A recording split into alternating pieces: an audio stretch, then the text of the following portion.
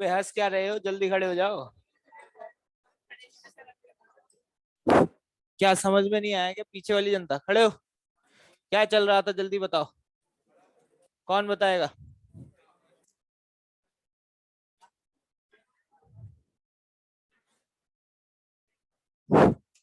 अच्छा, तुम स्पेशल हो? हैं? मॉनिटर। स... देखो, शांत हो जाओ, है ना? क्या हो रहा था भाई क्लास में?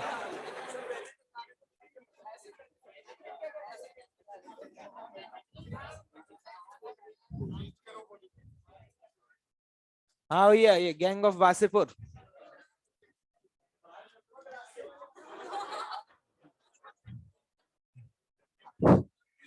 कलरफुल, जल्दी बताइए। लाल फूल, नीला फूल, मेरा भाई ब्यूटीफुल है।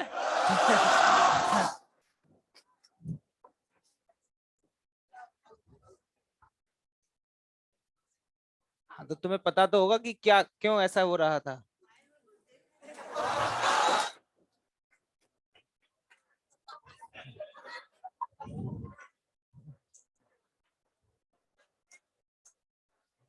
चलो भाई, ठीक है, बैठ जाओ भाई, बैठ जाओ, कोई दिक्कत वाली बात नहीं। एक बार जोरदार तालियां बजा दीजिए भाइयों के लिए। ये जोरदार है।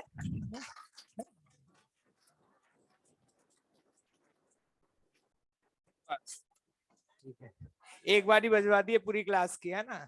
अब मुंह बंद करके बैठना, डिस्कशन निकालें फटाफट। एससीवी चल रही थी, जल्दी से दें।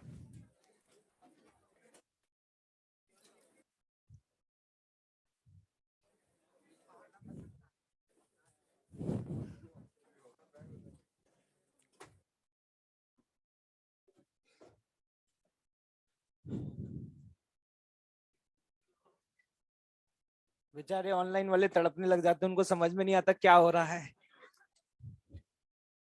बस उन्हें तालियों की गड़गड़ाहट सुनाई देती है। लाइए बेटा, एससीवी दीजिए। 1 मिनट सर, देख रहे हैं ये इज्जत है मतलब। मैंने कहा भाई एससीवी दीजिए, कह रहे हैं वेट करो 1 मिनट। लिख लिए अभी? ठीक है। यस। ऑब्जेक्टिव 2। O1 तो डिस्कस हो गई थी। जितनी शिद्दत से डिस्कशन हो रहा है उससे ज्यादा शिद्दत से तुम करके आते होगे। ठीक है। Question number 1। भैया एससीवी है पीछे वाली जनता? Question number 2। देखिए, अगर आप ध्यान से देखें, L बराबर आई ओमेगा, ये तो एक सिंपल सा फॉर्मूला है, जैसे मोमेंटम बराबर मास इनटू वेलोसिटी। उसी तरीके से कोई बॉडी अगर फिक्स एक्सिस के अबाउट रोटेट कर रही है तो उसका एंगुलर मोमेंटम लिख सकते हैं L बराबर आई ओमेगा। तो ये तो फॉर्मूला हमेशा वैलिड होगा, फ्रेम चाहे इनर्शियल हो या फिर नॉन इनर्शियल हो। लेकिन अगर हम बात करें torque is equal to DL by D T, तो basically this is the Newton second law. Rate of change of momentum is force and the rate of change of angular momentum is torque. This is the Newton's law, and the Newton's law are only valid in an inertial frame.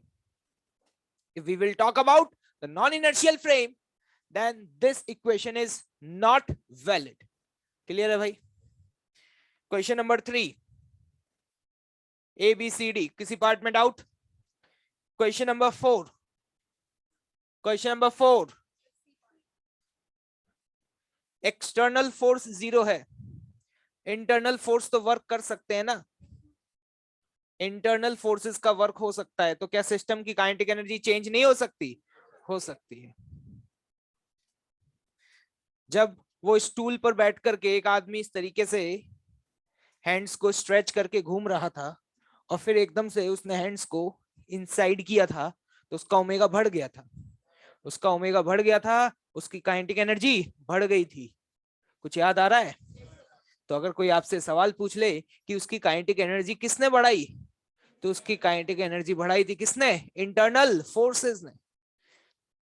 तो internal forces work कर सकते हैं, और इसके बारे में चर्चा पहले भी बहुत बार हुई है। Question number 3, sorry 5। देखो, सिंपल सी बात है, अगर किसी बॉडी का मोमेंट ऑफ इनर्शिया इस एक्सिस के अबाउट जो सेंटर ऑफ मास से पास कर रही है वो आई ए है। तो इतना तो मैं कह सकता हूं, वो एक्सिस जो इसके पैरेलल होगी, इसके पैरेलल होगी, अगर शर्त ये है अगर वो एक्सिस इसके पैरेलल हुई और इसके अबाउट आई बी हुआ, तो इतना बोल सकता हूं कि आई बी की वैल्यू आई ए से क्या होगी, ज्यादा होगी। लेकिन अगर वो एक्सिस इसके पैरेलल नहीं हुई तो कुछ भी हो सकता है। मान लो कोई एक एक्सिस ऐसे पास कर गई, तो हम कमेंट नहीं कर सकते कि इस एक्सिस के अबाउट मिनिमम होगा या फिर इस एक्सिस के अबाउट मिनिमम होगा। अगर बहुत सारी पैरेलल एक्सिस दी हुई हैं तो उनमें से सबसे कम मोमेंट ऑफ इनर्शिया उसके अबाउट होगा, जो कहां से पास हो रही है, सेंटर ऑफ मास से। और ये कह रहा है कि इफ बी ऑप्शन देखें, I B is greater than I A then the axis are parallel. क्या ये जरूरी है क्या? बिल्कुल जरूरी नहीं है, लेकिन सी सही है। If axis are parallel then definitely this axis is passing from center of mass। तो दुनिया की कोई भी एक्सिस अगर वो इसके पैरेलल है तो उसके अबाउट मोमेंट ऑफ इनर्शिया की वैल्यू क्या आएगी, सेम आएगी, ज्यादा आएगी। Question number 6, A B C D. ये कोई एक आपके पास स्फीयर है और ये है डायमीटर। इस डायमीटर के अबाउट इस तरीके से घूम रहा है। The particle on the surface of a sphere don't have any linear acceleration। ये तो गलत बात है, ऐसा तो दिया गया नहीं है कि जो स्फीयर घूम रहा है तो कांस्टेंट ओमेगा से घूम रहा है, और इवन कांस्टेंट ओमेगा से भी घूम रहा होता तो भी एक्सेलरेशन होता। कौन सा? Centripetal acceleration. The particle on the diameter mentioned above do not have any linear acceleration। सही बात है, डायमीटर का मतलब है एक्सिस। अगर कोई एक्सिस पे बैठा हुआ है तो वो क्या है, रेस्ट पर। अगर कोई रेस्ट पर है तो निश्चित है कि उसका एक्सेलरेशन और वेलोसिटी क्या होगी, zero. Different particles on the surface have a different angular speed। Omega of each and every point will be same। All the particles on the surface will have a same linear speed। नहीं भाई, अलग अलग particle surface पर axis से अलग अलग दूरी पे होंगे। अगर मैं मान लो एक पार्टिकल यहां लेता हूं तो इससे एक्सिस की दूरी है कितनी, r1। अगर एक पार्टिकल यहां लेता हूं तो इसकी एक्सिस से दूरी है r2। अगर एक पार्टिकल यहां लेता हूं तो इसकी एक्सिस से दूरी है r3। तो हर पार्टिकल की एक्सिस से दूरी जो आपको दी हुई है, क्या वो सेम है, अलग अलग? अगर अलग अलग है तो क्या हम कह सकते हैं कि हर पार्टिकल की लीनियर स्पीड सेम होगी? क्योंकि हमें ये तो पता है कि हर पार्टिकल का ओमेगा सेम होगा, लेकिन हम एक बात ये भी जानते हैं कि v बराबर क्या होता है। क्या ओमेगा सबका सेम है, लेकिन क्या r सबका सेम है? क्या हर पार्टिकल सेम रेडियस में घूम रहा है? क्वेश्चन नंबर 7,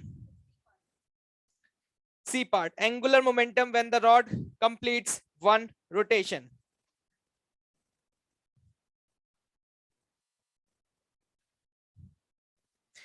ये रॉड ऐसा है जिसका लीनियर डेंसिटी जो है वो बढ़ रहा है। क्या हो रहा है, बढ़ रहा है, मतलब आगे जाने पर लैम्डा की वैल्यू बढ़ रही है। ठीक, it is pivoted at one end so that it can move about a vertical axis through the pivoted। किसी भी एक एक्सिस के अबाउट इसको हिंज किया गया है, ऐसा क्वेश्चन में लिखा हुआ है। and horizontal force F is applied on the free end in a direction perpendicular to the rod। और एक horizontal force लगा रहे हैं। the quantity that do not depends on which end of a rod is pivoted। सबसे पहला सवाल, angular acceleration। मैं अगर इस एंड के अबाउट पाइवेटेड करता हूं तो मैंने यहां पे लगाया क्या, फोर्स। मानते हो इस बात को? एक बात बताना, अगर ये फोर्स लगाया तो इस फोर्स का टॉर्क क्या लिखेंगे, F इंटू एल।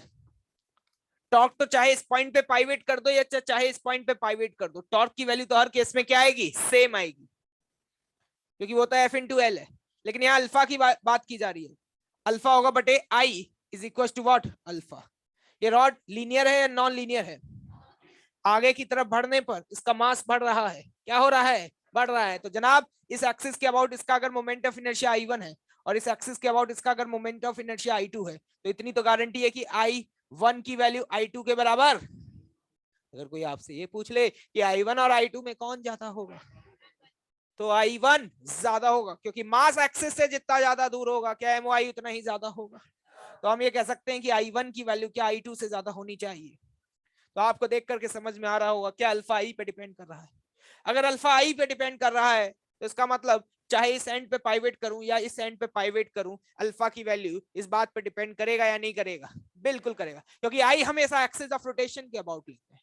किसके अबाउट लेते हैं? Axis of rotation. अगर आपने इस पॉइंट पे पाइवेट कर दिया तो आप I1 लिखेंगे, अगर आपने इस पॉइंट पे पाइवेट कर दिया तो आप I2 लिखेंगे। नहीं आई बात समझ? ये था angular acceleration. Angular velocity when a rod completes one rotation, omega. अबे जब अल्फा डिपेंड कर रहा है तो ओमेगा भी करेगा, क्योंकि ओमेगा बराबर अल्फा इंटू टी होगा। अब बात आती है यहां पर एंगुलर मोमेंटम। मेरे भाइयों, मैं आपसे अगर ये पूछना चाहूं कि एंगुलर मोमेंटम क्या होता है, तो आप बोलेंगे क्या होता है? आई ओमेगा होता है। अगर मैं आपसे पूछना चाहूं कि ओमेगा कितना होगा एक रोटेशन के बाद, तो आप बोलेंगे अल्फा इंटू टी या अल्फा इंटू थीटा लिखेंगे एक रोटेशन के बाद। सॉरी, क्या बोल रहा हूं? Angular when rod complete one rotation, ठीक है, वन रोटेशन के बाद ओमेगा क्या होगा अगर ये कैलकुलेट करना चाहते हैं, तो आप लिखेंगे omega square is equal to omega initial square plus 2 alpha into theta. क्या ये बात मानते हो? तो यहां पर देख करके समझ में आ रहा है ये वाला टर्म तो क्या हो जाएगा? 0। तो जरा ध्यान से देखना, ओमेगा की वैल्यू लिखनी है, तो यहां से ओमेगा की वैल्यू क्या लिखेंगे? 2 अल्फा थीटा की पावर 1/2। जरा देखना, क्या ये आई पे डिपेंड कर रहा है या नहीं कर रहा है? कर रहा है या नहीं कर रहा है? कर रहा है, क्योंकि अभी आई कटेगा नहीं, क्योंकि यहाँ पे स्क्वायर रूट में आएगा। किस में आएगा? स्क्वायर रूट में।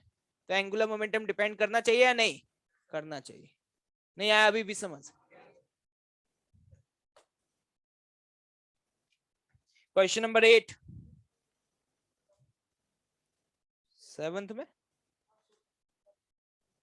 हाँ बता।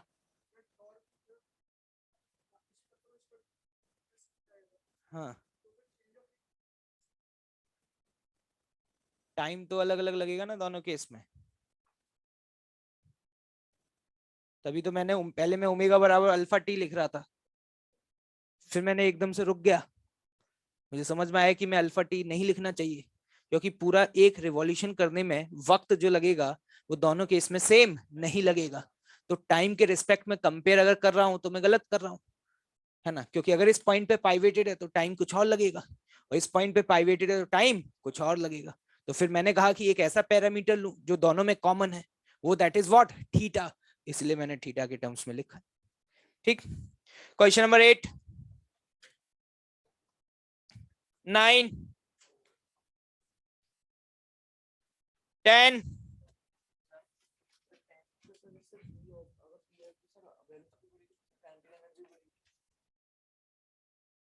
The solid sphere reaches the bottom with greater kinetic energy. भूत बना देंगे पकड़ पकड़ के। Kinetic energy half mv square plus half I omega square होती है। Half mv square plus half I omega square से देखोगे तो देखते रह जाओगे, कुछ भी समझ में आने वाला नहीं है। रोल कर रहा है, जो भी वर्क डन बाय ग्रेविटी होगा क्या वही चेंज इन काइनेटिक एनर्जी होगा? क्या वर्क डन बाय ग्रेविटी दोनों केस में सेम है? तो इस बात की गारंटी है जनाब, किस बात की? कि जब ये दोनों नीचे पहुंचेंगे, कौन? हॉलो स्फीयर और सॉलिड स्फीयर, तो दोनों की काइनेटिक एनर्जी सेम होगी, और वो काइनेटिक एनर्जी किसके बराबर होगी? mgh। लेकिन काइनेटिक एनर्जी सेम होने का मतलब ये नहीं हुआ कि स्पीड सेम होगी। लीनियर स्पीड अलग अलग होगी, क्योंकि इनका जो एक्सेलरेशन है वो भी क्या होगा? अलग अलग। क्योंकि एक्सेलरेशन जो है वो आपको पता होना चाहिए, that is what? g sin theta upon 1 plus i by mr square. जिसका आई कम होगा उसका ये ज्यादा होगा, जिसका आई कम होगा उसका ये ज्यादा होगा। क्या ये बात याद आ रही है? जिसका ए ज्यादा होगा उसका वी ज्यादा होगा। तो स्पीड बराबर नहीं होगी। तो सर काइनेटिक एनर्जी कैसे बराबर होगी? मैंने कहा बेटा काइनेटिक एनर्जी में सिर्फ हाफ mv स्क्वायर आता है क्या? इसके अलावा क्या आता है? हाफ आई ओमेगा स्क्वायर भी। लेकिन एक बात तय है, एक बात तय है जनाब, जिसका काइनेटिक एनर्जी ट्रांसलेशनल वाला ज्यादा होगा उसका रोटेशनल वाला कम होगा, क्योंकि ये दोनों का सम दोनों के लिए बराबर होगा। क्या इस पे चर्चा काफी डिटेल में हुई थी?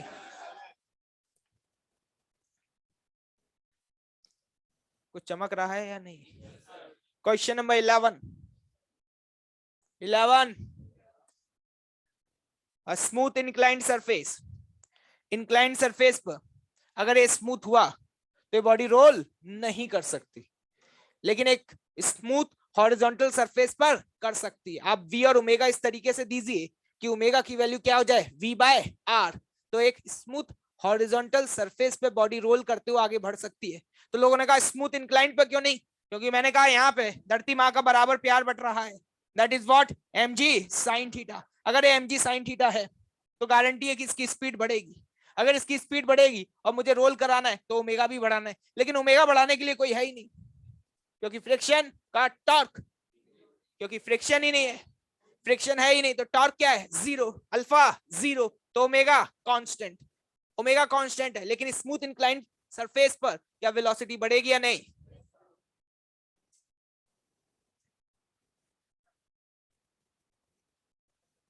वो बात अलग है, लेकिन वो ये सब कह नहीं रहा। उसने ये कहां बोला है कि फोर्स लगा है, लिख ले वहां पे, ठीक है।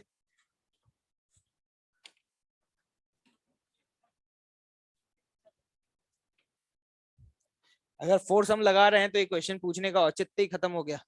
फोर्स लगा के तो मैं दुनिया की किसी भी बॉडी को चला दूंगा, है ना। फिर तो तुम्हें ये सवाल पूछना ही नहीं चाहिए अगर तुम फोर्स लगा रहे हो तो, है ना। लॉजिक भी समझो, तुम्हारी बात अपनी जगह सही है, तुमने कुछ गलत नहीं सोचा। लेकिन अगर फोर्स लगा रहे हैं तो तुम कहीं भी रख दो, स्मूथ पे रखो या रफ पे, नहीं चल रहा होगा तो चला देंगे हम, देख लेंगे किस दिशा में कितना फोर्स कितना चाहिए, है ना, फिर तो सारे ही करेक्ट हो जाएंगे, ठीक है। हाँ,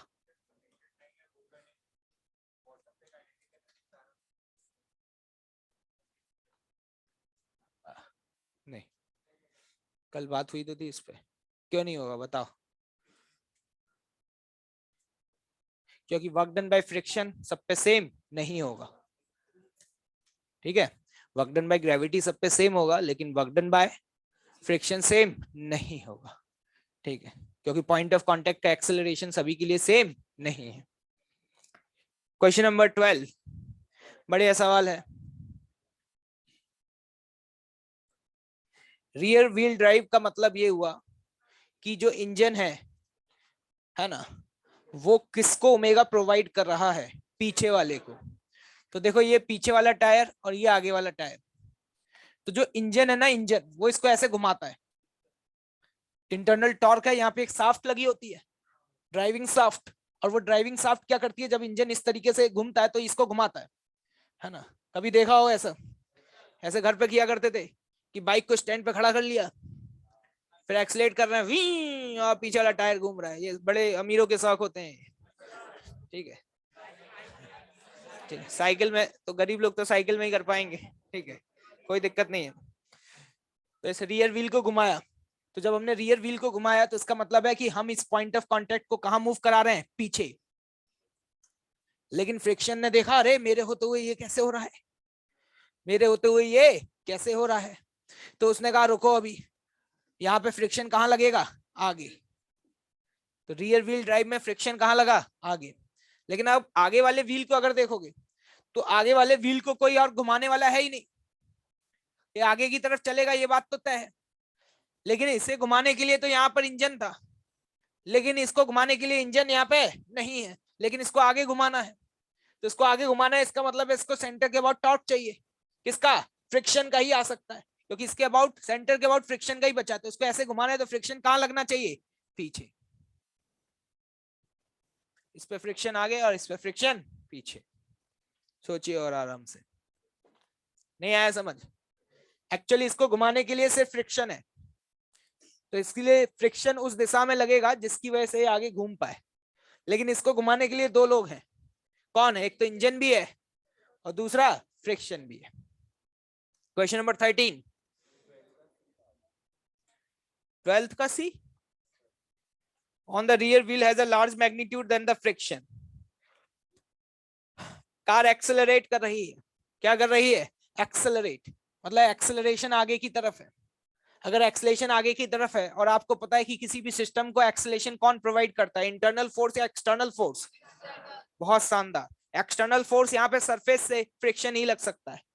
अगर ये सरफेस स्मूथ होती, क्या होती, स्मूथ होती, तो तुम चाहे मर्सिडीज का इंजन यूज करते चाहे लैम्बोर्गिनी का यूज करते, 1 इंच भी कार तुम्हारी आगे नहीं बढ़ती। 1 इंच भी कार तुम्हारी आगे नहीं बढ़ती, क्योंकि एक्सटर्नल फोर्स ही जिम्मेदार है, एक्सटर्नल फोर्स ही जिम्मेदार है। तो सर फिर क्या मतलब है, फिर तुम बैलगाड़ी पे ही चलेंगे जब वो चला ही नहीं रहा। ठीक है,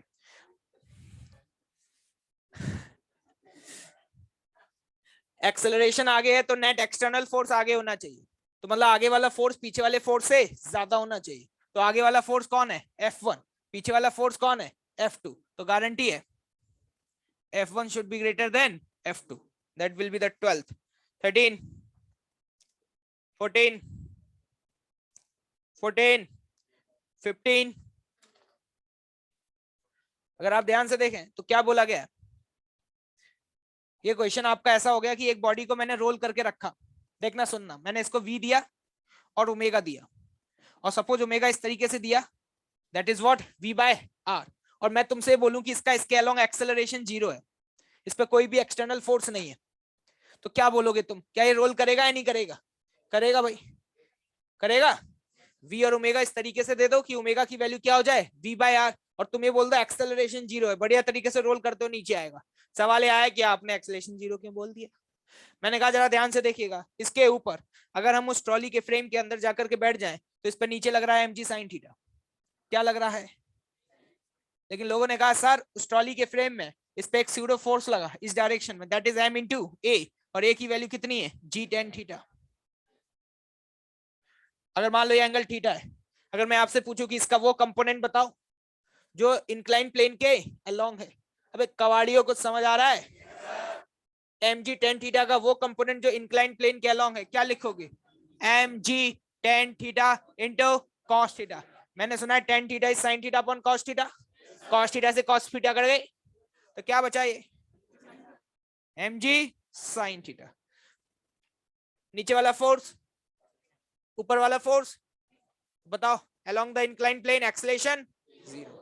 वैसे तो आपको ये आना चाहिए, देखते हो जाना चाहिए था, ऐसा क्वेश्चन एनएलएम में आता था कि एक वेज के ऊपर एक ब्लॉक रख दिया, एक वेज के ऊपर ब्लॉक रख दिया, हमने वेज को आगे मूव करना शुरू किया, तो आज से सवाल पूछा जाता था मिनिमम एक्सेलरेशन बता दीजिए वेज का। अच्छा अब तो भूल गए होंगे, 6 महीने पहले पढ़ा था, याद है, बेइज्जती मत करा देना तुम, याद रहेगा तुम्हें, क्योंकि पता चले 12th क्लास में गए ये बेसिक चीजें ही नहीं आ रही है, तो वहां पे जो भी सर पढ़ा रहे होंगे पूछेंगे नालायक गधे हो 11th में किससे पढ़े थे, तो तुम एक साथ, और तुम जैसे फिर मेरा नाम लोगे अच्छा उनसे पढ़े थे, चलो फिर तो तुम्हारी गलती, आगे बढ़ते हैं, फिर खौफ भी तो है भाई का। चलिए भाई, क्लियर है भाई, रोल करेगा भाई, रोल क्यों करेगा स्लिप, ए भाई वी ओमेगा दे दिया ना उसको, यही तो समझा रहा था, रामायण खत्म हो गई।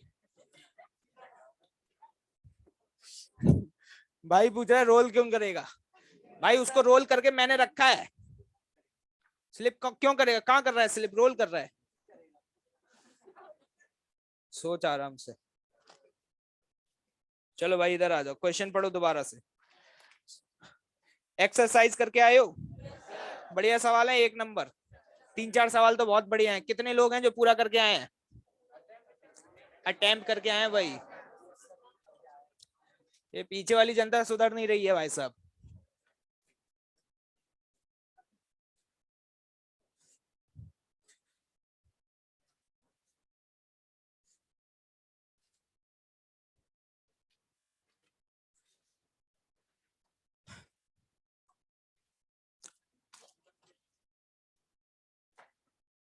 ए 5959, किसी को डाउट, 6060, किसी को डाउट। एक्चुअली में ये क्वेश्चन लोग पढ़ते हैं तो सोचते हैं यार मास तो दिया ही नहीं है, ना तो पार्टिकल का दिया ना रॉड का। एक्चुअली में फाइनल आंसर तक पहुंचते पहुंचते मास वास की कोई जरूरत नहीं पड़ती है, तुम M1 M2 मानते हो, इसको सॉल्व करो, आपको फाइनल आंसर तक पहुंच जाओगे। हाँ तो करो ना शो, क्या दिक्कत हो रही है, शो ही तो करना है। अगर इलास्टिक कोलिजन हो रहा है तो कैसे प्रूफ करोगे, वेलोसिटी निकाल लो और फिर देखो वेलोसिटी ऑफ सेपरेशन और वेलोसिटी ऑफ अप्रोच बराबर आ रही है या नहीं आ रही है। भाई प्रूफ हुआ या नहीं हुआ, कितने लोगों का हो गया था, चलो ठीक है, इतने लोगों का हो गया, इसका मतलब सही बोल रहे हैं वो लोग। ठीक है, क्वेश्चन नंबर 61, स्टार मार्क करें, बड़े स्टार मार्क करो, स्टार। चलो बहुत बढ़िया क्वेश्चन है? तेरे पे भी कर दें स्टार मार्क? देख रहा है भाई, आज से इसकी एससी भी लेना बंद।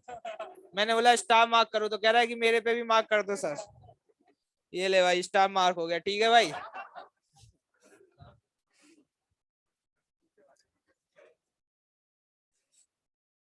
देखिएगा ध्यान से,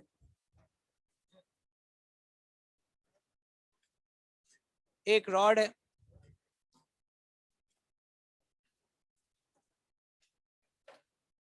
इस रॉड का मास है m। Suppose the particle of a previous problem has a mass m and a speed b before the collision। एक पार्टिकल मूव कर रहा है, उसकी स्पीड b है और मास m है। ये कोलिजन से पहले की कहानी आपको दी हुई है। क्वेश्चन में साफ साफ बोला गया कि कोलिजन होने के बाद ये जो पार्टिकल है, ये पार्टिकल इसके साथ स्टिक कर गया। ये कहानी कुछ ऐसी हो गई है। मान लेते हैं कि कोलिजन के बाद सेंटर जो है, रॉड का सेंटर, सुनिएगा, रॉड का जो सेंटर है उसकी स्पीड कितनी है, v1, और इसका एंगुलर स्पीड कितना है, ओमेगा। ठीक, आगे बढ़ते हैं, सारे पार्ट करेंगे। Find the velocity of centre of mass of a system. पूरे सिस्टम के सेंटर ऑफ मास की वेलोसिटी पूछी है। जब कोलिजन होगा तो क्या कोई एक्सटर्नल फोर्स लगा है, नहीं लगा। अगर कोई एक्सटर्नल फोर्स नहीं लगा तो बेटा आपको समझ में आ रहा है वीसीएम तो कभी भी चेंज नहीं होगा, and that is what mv upon m plus m। क्या ये सेंटर ऑफ मास की स्पीड आ जाएगी? ए पार्ट हो गया। कौन सा पार्ट? ए पार्ट। बी पार्ट की तरफ मूव करते हैं। बी पार्ट में पूछा गया find the velocity of a particle with respect to C before the collision. C क्या है? सी ये सेंटर नहीं है, centre of mass of a whole system है, और इस पूरे सिस्टम का सेंटर ऑफ मास यहां नहीं होगा, कहीं नीचे होगा। ये वाला पॉइंट सी है। और अगर मैं ये कहूं कि यार ये वाला जो डिस्टेंस है ये अगर L1 है, क्या है, L1, तो मैं L1 निकाल सकता हूं, क्योंकि ये जो डिस्टेंस है वो मास के इनवर्स रेशियो में डिवाइड होगा। तो अगर कोई मुझसे पूछे भाई साहब L1 की वैल्यू बताना, मैंने कहा L1 कहां से डिस्टेंस है, इसके सेंटर से, ये है कैपिटल M, तो मैं बोलूंगा small m upon into L/2। ये जिसको नहीं आता वो refers the centre of mass. Centre of mass distance को मास के इनवर्स रेशियो में डिवाइड करता था, कुछ याद आ रहा है? ऐसे लिखा जा सकता है। तो उसने क्या पूछा है, सुनने की कोशिश करें। बी पार्ट में ये पूछ रहा है कि find the velocity of a particle with respect to C before the collision. इसकी स्पीड ये है और सेंटर मास की स्पीड ये है। वो पता है क्या पूछना चाह रहा है, इस पार्टिकल की वेलोसिटी बता दो। मान लो ये पार्टिकल 1 है, with respect to centre of mass क्या होगी, v माइनस vcm। vcm कितना है, mv upon capital M plus small m। क्या समझ आया? ये था बी पार्ट। कौन सा पार्ट था? B part. सी पार्ट में आपसे क्या पूछा गया, find the velocity of a rod with respect to C before the collision. Rod की velocity with respect to C before the collision. तो एक बात बताना, रॉड को मान लो मैंने 2 बोला, तो रॉड की velocity with respect to centre of mass, rod की वेलोसिटी कितनी थी, 0, माइनस सेंटर ऑफ मास की स्पीड। क्या आ गया भाई? ये था सी पार्ट। कौन सा पार्ट? C part. समझ आ रहा है? लास्ट बेंच खड़े हो जाओ जल्दी फटाफट, क्विक। सेकंड स्टूडेंट, हाँ किस बैच में हो? मास्क उतारो फटाफट जल्दी। किस बैच में हो? हाँ नहीं नहीं सच बताओ, सच, झूठ मत बोलना। टी, हाँ, TQP4। कौन सा फेज है? हाँ 2C। सिलेबस यही चल रहा है क्या? हाँ तो होमवर्क क्यों नहीं कर रहे हो? 3 दिन से ऑब्जर्व कर रहा हूं तुम्हें, आकर के बैठ जाते हो क्लास में। अच्छा बैकलॉग चल रहा है। बैकलॉग क्यों चल रहा है मतलब? कोई खास रीजन?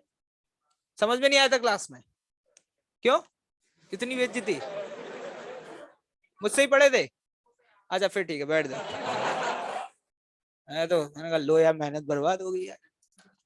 ठीक है,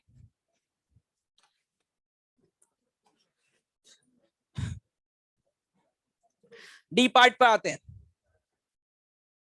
डी पार्ट क्या है? Find the angular momentum of a particle of a rod about the centre C before the collision. Before the collision इस पॉइंट के अबाउट पूछा जा रहा है। एक बात बताओ, ये डिस्टेंस L1 है, तो ये वाला डिस्टेंस कितना है? L/2 minus L1। क्या गरीबों समझ आ रहा है? इस पॉइंट के अबाउट एंगुलर मोमेंटम पूछा जा रहा है। क्या लिख पाओगे? कितना लिखोगे? mv into L/2 minus L1। क्या हो गया सॉल्व? L1 पता है, ये भी पता है। नहीं आया समझ? ये हो गया डी पार्ट। ई पार्ट में क्या पूछा है? Moment of inertia of a system about the vertical axis through the centre of mass C before after the collision. ये तो बहुत चूरन सवाल है। अगर आपसे ये पूछा जाए इस पूरे सिस्टम का मोमेंट ऑफ इनर्शिया इसके अबाउट निकालो, क्या निकाल पाओगे? ये तो कुछ भी सवाल नहीं है। रॉड का निकाल लो अलग से, पार्टिकल का निकाल लो अलग से, डिस्टेंसेस तुम्हें पता है। गलती सबसे बड़ा ब्लंडर जो होता है ना, वो क्या होता है वो बता दो। सेंटर का मतलब हमें लगता है सेंटर तो रॉड का ही होता है, लेकिन उसने साफ साफ बोला है कि सेंटर ऑफ मास रॉड का नहीं है, रॉड प्लस पार्टिकल का है। नहीं आई बात समझ? ये कौन सा ई पार्ट में करूंगा नहीं, एफ पार्ट पे आ जाते हैं। Find the velocity of the centre of mass C and the angular velocity of a system about the center of mass after the collision। वो आपसे इसकी वेलोसिटी पूछ रहा है और ओमेगा पूछ रहा है। इसकी वेलोसिटी निकालनी है तो सबसे पहले v1 ओमेगा निकाल लो। क्या निकाल लो? v1 omega. v1 और ओमेगा कैसे निकालें सर? It's eccentric collision. कौन सा कोलिजन है? इसेंट्रिक कोलिजन है। क्या ऐसा सवाल हमने क्लास में किया था? एक पार्टिकल आकर के टकरा गया था, क्या याद आ रहा है? अगर तुम v1 और ओमेगा निकालने में सक्सेसफुल रहे, मुझे पता नहीं कि तुम सक्सेसफुल रहोगे या नहीं, लेकिन फंडा तो मैंने सिखाया। क्या कॉन्सेप्ट सिखाया है तुम्हें? एक इक्वेशन आएगी कंजर्वेशन ऑफ लीनियर मोमेंटम और दूसरी equation conservation of angular momentum. क्या दो ही इक्वेशन से काम हो जाएगा? तो उम्मीद कर रहा हूं कि v1 और ओमेगा निकाल पाओगे। अगर v1 ओमेगा निकाल पाए बेटे, तो इस पॉइंट की स्पीड बोलूंगा चलने की वजह से कितनी होगी? v1, और घूमने की वजह से कितनी होगी? Omega into L1। क्या यहां तक पहुंच जाएंगे? इस सवाल को दोबारा करिएगा, अगर सारे पार्ट निकालने में तुम सक्षम रहे और फाइनल आंसर तक पहुंच पाए तो तुम्हारा जो कॉन्फिडेंस है वो 10 गुना बढ़ जाएगा। कितने गुना? 10 गुना। कॉन्फिडेंस का ही तो गेम है भाई पूरा। नोट करें इसको।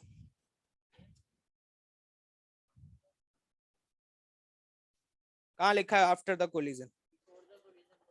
हाँ, क्या? Find the angular momentum of the particle and of the rod about the centre of mass C before the collision. क्या दिक्कत हो रही है?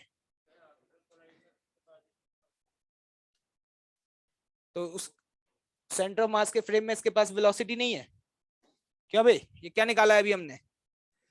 With respect to centre of mass ये मूव कर रहा है या नहीं कर रहा?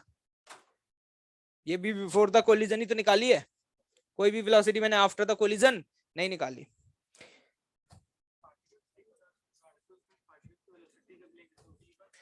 पार्टिकल की वेलोसिटी जब लोगे तो v1 मत लेना, v1 प्लस ओमेगा।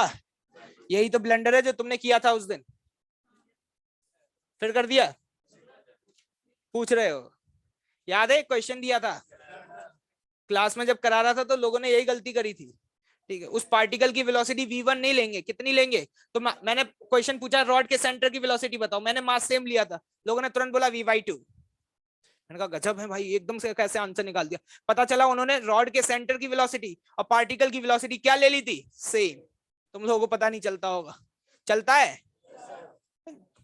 62 हो गया।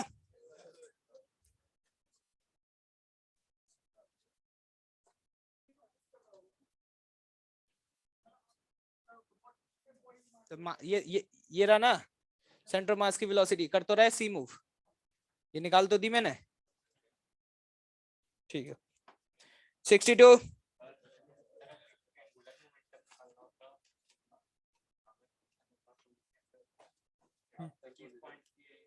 किसी भी पॉइंट के वर्ड निकालो, सेम ही आता।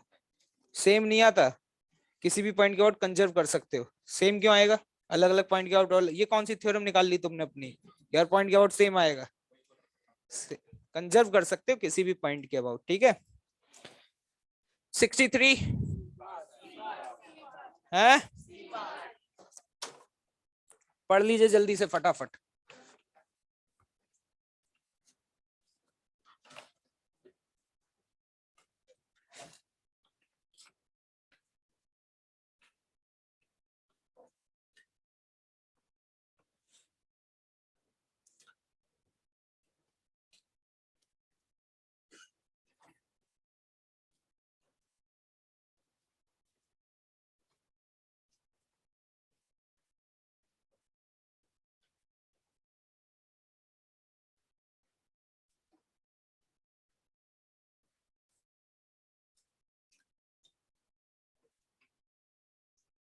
क्वेश्चन पढ़ रहे हो तुम लोग?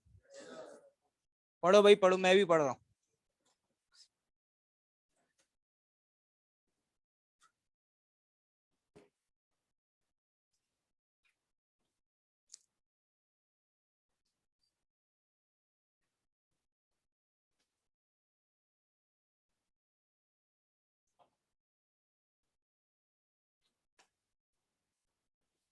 सी कौन सा पॉइंट है?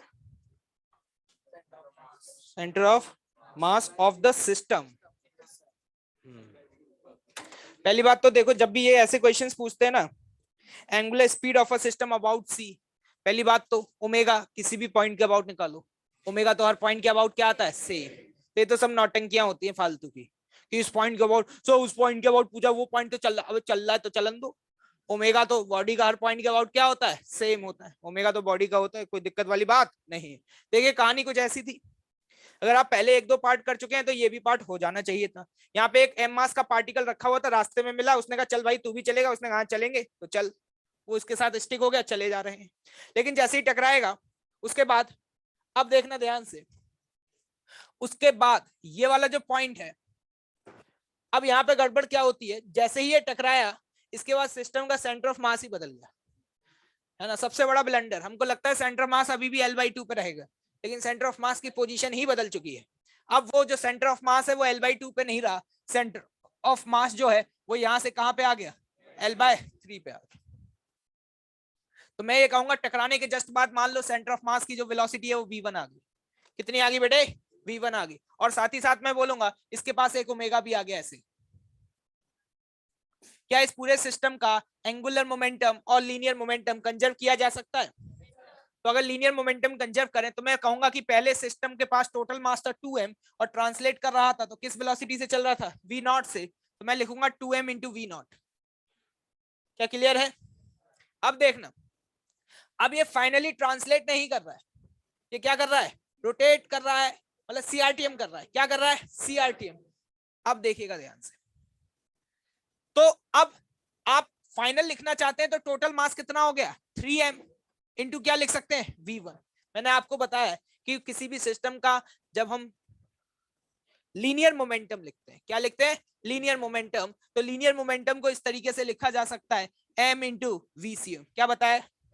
मैं एक ही चीज को 10 बार बताता हूँ। कितनी बार? 10 बार। इसलिए बताता हूँ कि 9-10 बार बताऊंगा, हो सकता है तब तक तो याद ही हो जाए। क्या हो जाए? याद ही हो जाए। जैसे एक मूवी 10 बार देख लो, एक मूवी 10 बार देख लो, डायलॉग ही याद हो जाते हैं। सूर्यवंशम, सेट मैक्स, फिर हेरा फेरी, लगे रहो मुन्ना भाई। तो यहाँ पर ये ध्यान कबाड़ियों ध्यान से देखो, ठीक है? क्या ये लिख पाओगे? क्या यहाँ से v1 आ गया, लेकिन ये v1 L/2 वाले पॉइंट का नहीं है, ये L/3 का है। क्या यहाँ से v1 आ जाएगा? लेकिन सर हमें तो ओमेगा निकालना है। ये तो सभी ने निकाल लिया होगा, हमें तो क्या निकालना है? ओमेगा। मैंने कहा ओमेगा निकालना है, ये तो संकट है। मैंने कहा ओमेगा निकालना है, क्या कंजर्वेशन ऑफ एंगुलर मोमेंटम लगाए? लोगों ने कहा किस पॉइंट के अबाउट लगाए? मैंने कहा जिस पॉइंट के अबाउट कोलिजन हो रहा है क्या उसी के अबाउट लगाते, कोई दिक्कत वाली बात नहीं है। तो जरा ध्यान से देखना, मान लो मैंने यहाँ पे इस लाइन पे एक पॉइंट ले लिया, तो पहले 2m मास v0 वेलोसिटी से चल रहा था, ट्रांसलेट कर रहा था, तो पहले एंगुलर मोमेंटम लिखूंगा 2m v0 इंटू L/2। समझ में आया?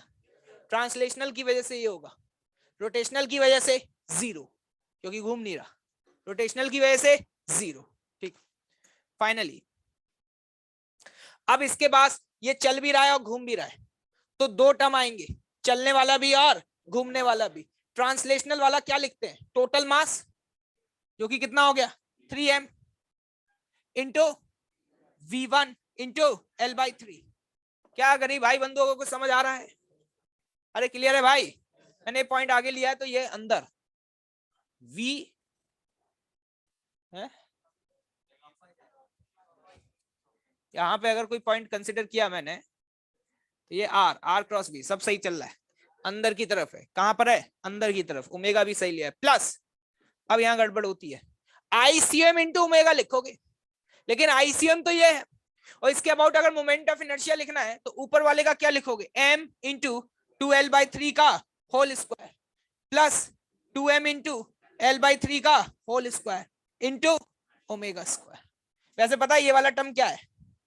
तुम्हें याद नहीं आ रहा होगा, मैंने आई निकालना सिखाया था about the centre of mass, और मैंने कहा था अगर हो सके तो याद रखना that is what mu into L square. Mu is the coefficient of static friction, mu is what reduced मास.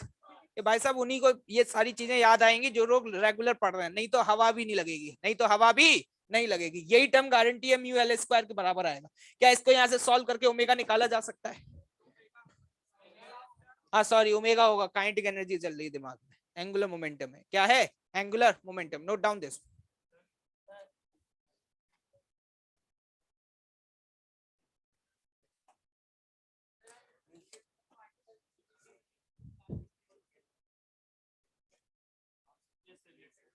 बिल्कुल कर सकते हैं. इंडिविजुअल पार्टिकल की निकाल लो, उससे कर लो, कोई दिक्कत वाली बात नहीं है. जो स्ट्राइक कर जाए वैसे कर लो.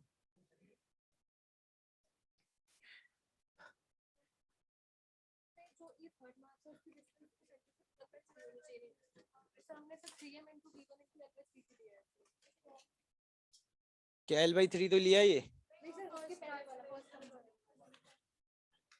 हाँ? हाँ. अरे ये कौन सा टर्म होता है कर रहे हो तुम है?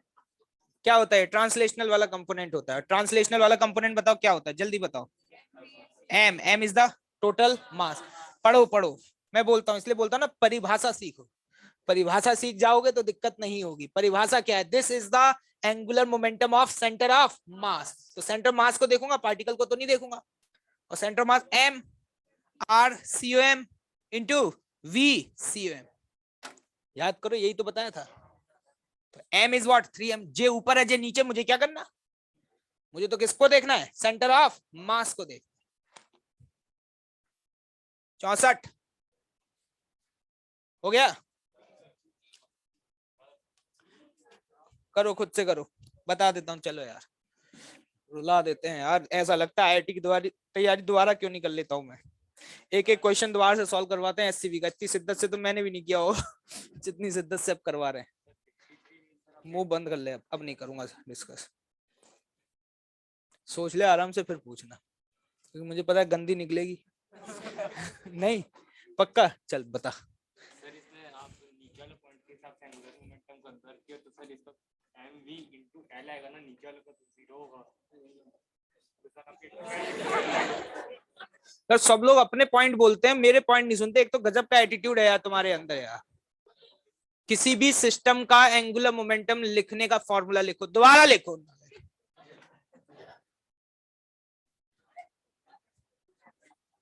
एंगुलर मोमेंटम लिखने का फॉर्मूला होता, लिखो, I C O M into omega. This is the angular momentum about centre of mass. ठीक है. दूसरा होता है angular momentum of centre of mass. और angular momentum of centre of mass होगा total mass M R C O M cross V C O M.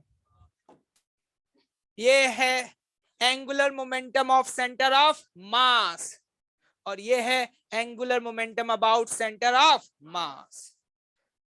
ठीक है भाई. क्वेश्चन नंबर 64 में क्या दिक्कत हो गई?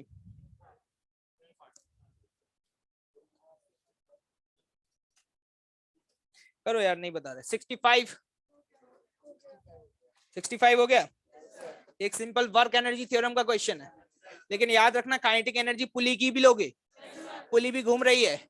अब वो भाई कहेंगे कि सर आपको कैसे पता चला? क्योंकि उसका आई दिया हुआ है. क्या दिया हुआ है? आई. आई दिया हुआ है तो तेल लेने के लिए थोड़ा ना दिया हुआ है. आई दिया हुआ है, इसका मतलब पुली घूमेगा या नहीं घूमेगा? घूमेगा. बहुत सही, शानदार, एक नंबर, मजा आ गया. 66 क्या ये भी सिंपल वर्क एनर्जी थ्योरम है? Work done by gravity plus work done by spring equals to change in. लेकिन याद रखिएगा भाई, अभी से ब्लॉक की आएगी या ब्लॉक प्लस पुली की आएगी? ओके.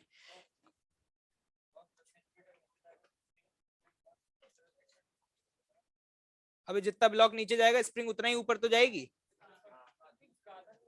ये कहां से गया? अबे बिल्कुल आई भाई, बहुत आई है इस समय. चला थोड़ा. भाई कह रहा है कि ब्लॉक अगर 10 सेंटीमीटर नीचे जाएगा तो स्प्रिंग 5 सेंटीमीटर खींचेगी. नहीं नहीं भाई कह रहा है भाई हमारा, ठीक है कोई दिक्कत की बात नहीं, नालायक। 67, किसी को डाउट? तेरे को तो डाउट है, गोला बना रखा है इसमें। अच्छा अच्छा ठीक है। मीटर स्टिक का मतलब है लेंथ 1 मीटर लेनी है। लेंथ क्या लेनी है? 1 मीटर। क्वेश्चन इस तरीके का समझ सकते हो, ये रॉड जो थी ना, अगर ये वाला पॉइंट मूव नहीं कर रहा तो आप मान सकते हो ये वाला पॉइंट क्या है? हिंज है। और ये रॉड ऐसे घूमते हुए आ रही है इस तरीके से, और ये जब रॉड हॉरिजॉन्टल पोजीशन पे पहुंची तो ओमेगा पूछा गया। ये तो बहुत सिंपल क्वेश्चन हो गया। वर्क एनर्जी थ्योरम, सिर्फ ग्रेविटी का वर्क होगा कितना? mg इंटू बराबर हाफ आई ओमेगा स्क्वायर। सहमत हो? ओके। 68, 68 की अंग्रेजी इतनी शानदार है कि गरीब भाई बंधुओं को अंग्रेजी समझ नहीं आ पाती है। अदरवाइज ये सवाल इतना सस्ता चूरन सवाल है, जरा देखिएगा ध्यान से। अगर मैं आपको ये सवाल दे दूं कि एक रॉड है, इस पॉइंट पे हिंज है, एक रॉड है जो कि इस पॉइंट पे हिंज है, रॉड का मास वास तो दिया होगा, कोई दिक्कत वाली बात नहीं है। यहां पर एक पार्टिकल टकरा रहा है, और सपोज जब ये टकरा रहा है तो इसकी स्पीड है v1, और उस v1 की वैल्यू दी हुई है √2gl। अगर मैं आपसे पूछूं कि ये पार्टिकल टकराने के बाद स्टिक कर गया, क्या कर गया? स्टिक कर गया, तो ये बताओ इसका ओमेगा क्या होगा? क्या ये सवाल कभी सॉल्व किया है? यही सवाल है। रॉड इस तरीके से वर्टिकल थी, रॉड भी है, एक रस्सी भी है, रस्सी पे एक पार्टिकल को बांधा और यहां लेकर के गए, यहां से छोड़ा। जब ये पार्टिकल यहां आएगा तो एकदम से हिट करेगा, जब हिट करेगा तो स्पीड कितनी होगी पार्टिकल की? √2gl। तो आपसे ओमेगा पूछा है, नहीं ओमेगा नहीं पूछा, ये पूछा कहां तक जाएगा। तो यहाँ पे ओमेगा ओमेगा निकालने के लिए क्या लगाओगे? Work energy theorem. Work energy theorem लगेगा कोलिजन के क्वेश्चन में। कौन है जरा मुंह उठा के बोलना जरा। कंजर्वेशन ऑफ एंगुलर मोमेंटम, ये लिखोगे mv1 इंटू एल बराबर फाइनल रॉड का लिखना है तो capital ml square by 3 plus ml square into omega. Mass वास रख लेना, ओमेगा आ जाएगा। ओमेगा आ गया तो पूछा गया कहां तक जाएगा ये। उसके बाद क्या लगाओगे? Work energy theorem.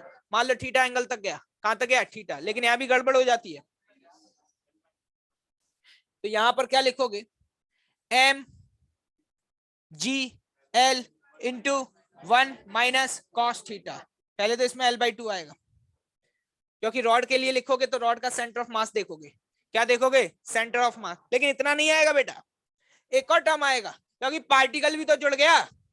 तो पार्टिकल कितना ऊपर जाएगा? mgl into 1 minus cos theta. Rod plus particle, या तो ये करो कि कंबाइंड सिस्टम का सेंटर ऑफ मास निकाल लो, फिर उसको देखो। Otherwise this is what work done by gravity with negative sign whole system पर, work done by gravity on the rod. मैंने बताया किसी भी रिजिड बॉडी पर ग्रेविटी का वर्क देखने के लिए सिर्फ ये देखते हैं कि सेंटर ऑफ मास कितना मूव किया है। क्या याद आ रहा है? This is the work done by gravity on the particle. ये बराबर होगा चेंज इन काइनेटिक एनर्जी। क्या लिख पाओगे? फाइनल 0 और इनिशियल लिख लेना। ये जितने भी क्वेश्चन है ना बहुत इंपॉर्टेंट है भाई। क्वेश्चन नंबर 69,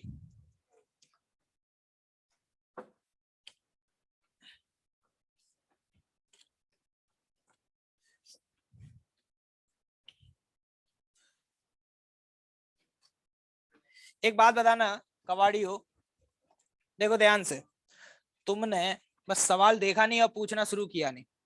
ये रॉड है, यहां से रिलीज करी और ये रॉड घूमते हुए इधर आ जाएगी। पहले एंगल कितना था? 60, बाद में कितना हो गया? 37। अगर कवाड़ी हो, तुमसे मैं ये पूछता कि इस समय रॉड का ओमेगा बता दो। क्या बता दो? ओमेगा। क्या बता पाते? रॉड का ओमेगा देखने के लिए हम देखते वर्क एनर्जी थ्योरम, और वर्क एनर्जी थ्योरम में हम ये देखते कि सेंटर ऑफ मास वाई दिशा में कितना नीचे आया है। क्या ये बात समझ पा रहे हो? अभी सेंटर ऑफ मास यहाँ पे था, फिर सेंटर ऑफ मास यहाँ आ गया।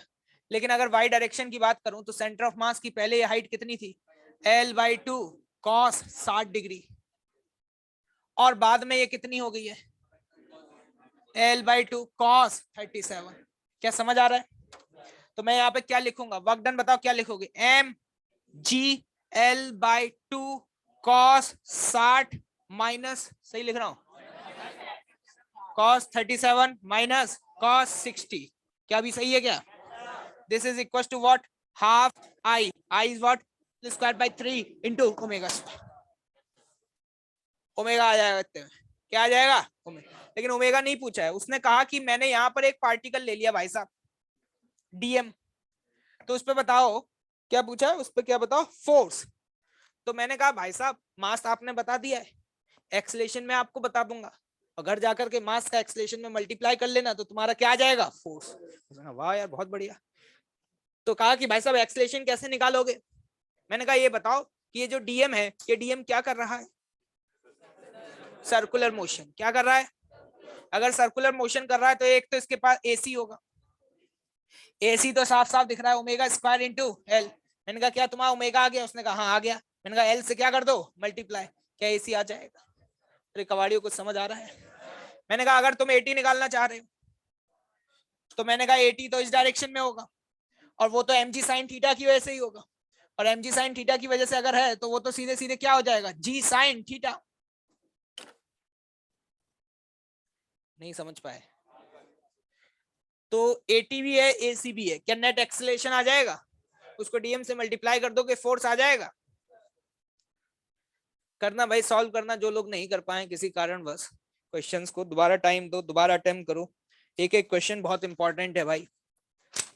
रोटेशनल चैप्टर खत्म हो चुका है, लेकिन इसका मतलब ये नहीं है कि हमारी तरफ से भी खत्म हो गया है, ठीक है? हमारे जहन दिमाग में से ये चैप्टर कभी खत्म नहीं होना चाहिए। क्वेश्चन नंबर 70 यही बस हुआ सर। एग्जाम्पल में कोई बचा है क्या? डाउट है क्या? अभी वो दो कैलोरीमेट्री देना, एक बार कैलोरीमेट्री की शीट दो। अरे कैलोरीमेट्री की शीट जितना बोलना उतना, मुझे सब पता है, मुझे मत बताओ, ठीक है? मैं तो ये भी बता दूंगा 1 महीने पहले किस दिन कौन सा होमवर्क दिया था, ठीक है? तो मुझे मत बताओ तुम तो बस जो बोला जा रहा है वो देखो, ठीक है? मुझे सब पता है। मैं ये देख रहा हूँ भाई साहब किसी ने सॉल्यूशन नोट डाउन नहीं करे, मैंने 5 बार बोर्ड लिखा और रफ किया।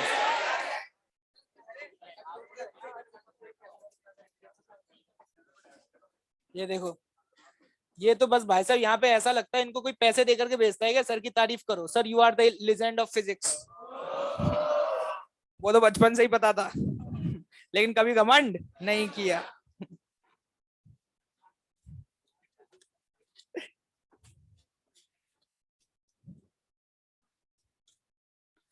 इसमें तो O1 और S के ही क्वेश्चन दिए होंगे, कुछ तो शायद डिस्कस हो भी चुके थे। चलिए बताइए, खत्म करते हैं भाई जल्दी, है ना? जो लोग सिर्फ पढ़ने के लिए आए होंगे वो बेचारे गाली दे रहे होंगे। बताओ यार क्या मतलब है, टाइम वेस्ट कर दिया हमारा। क्योंकि उनके लिए तो ये सब इम्पोर्टेंट है ही नहीं ना, मतलब।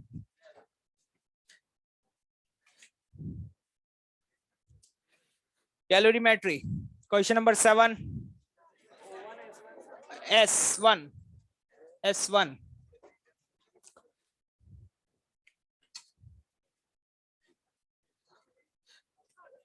अब बंद, शांत हो जाओगे अब? मेरे पास नर्चर का बस यही बैच है, इसके अलावा तो मतलब सारे एंथ्यूज और लीडर वाले हैं ना। तो तुम सबसे मासूम हो उन सब में, मतलब उम्र के हिसाब से भी, लेकिन तुम ही सबसे ज्यादा डैश डैश हो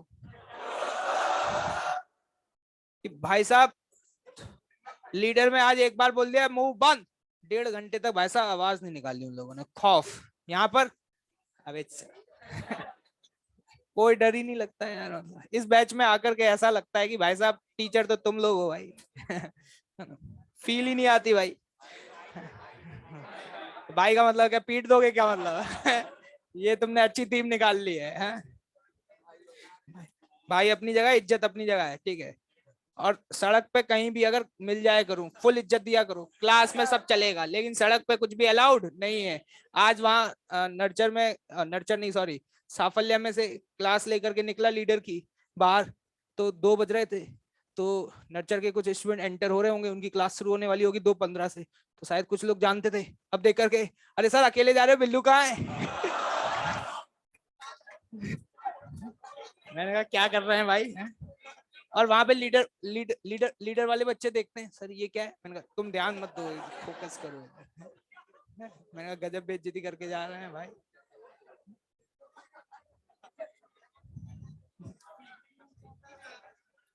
चलो ध्यान से सुने, समय वेस्ट ना करें। क्वेश्चन नंबर 7 ठीक है। क्वेश्चन नंबर 8 हो चुका है। 9 10 हो गया। शांत। ओए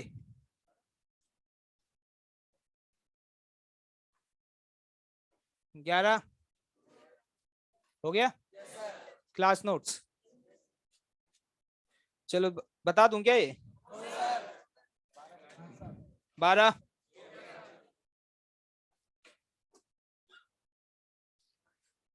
13 14 तो हो चुका है। ठीक है।